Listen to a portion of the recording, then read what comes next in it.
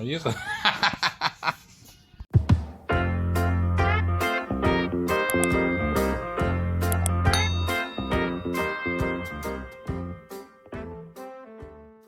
Okay, meron tayo ditong isang starter sa Toyota to. Yung nakaraang episode kasi natin, nagpalit tayo ng ng starter ng 4AGZ. Tapos, buti na lang may extra ako, kaya diniretso ko na lang. Kuha na lang instead of maghahanap pa. Pero ito ngayon, kailangan natin i-repair to kasi mostly sa mga starter, ano lang yan eh. Tawag nito, ito Toyota. Yan Toyota.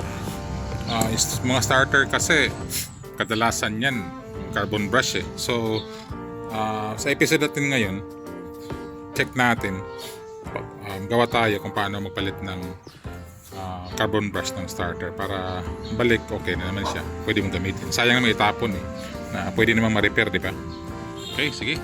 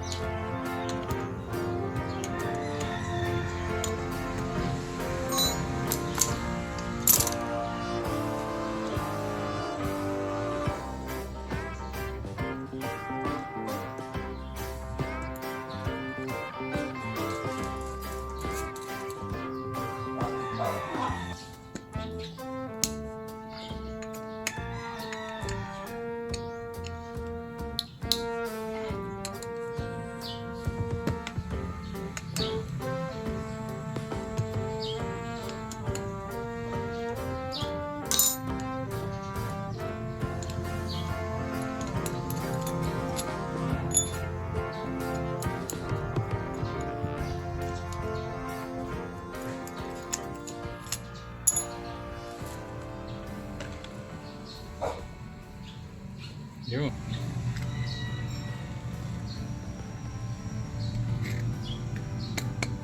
Dito tayo ngayon mag-focus.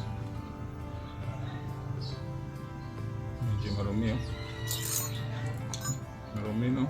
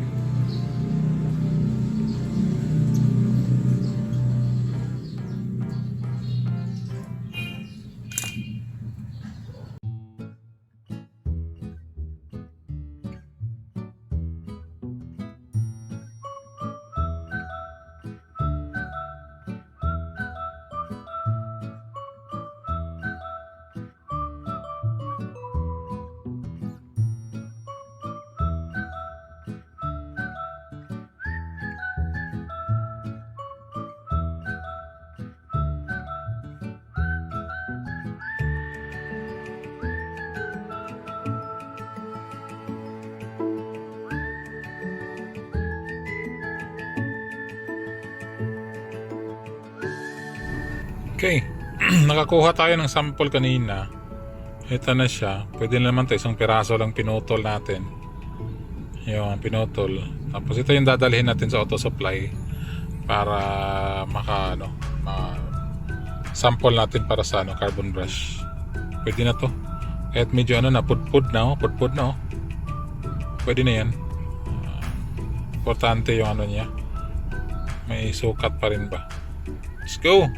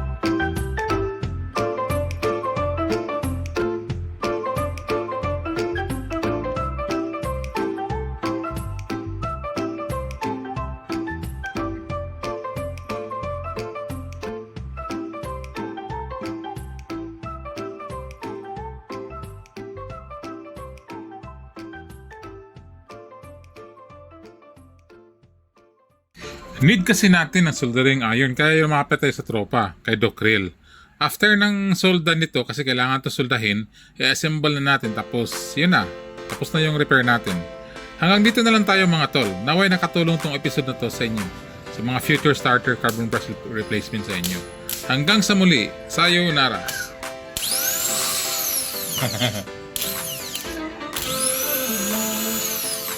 Ayun.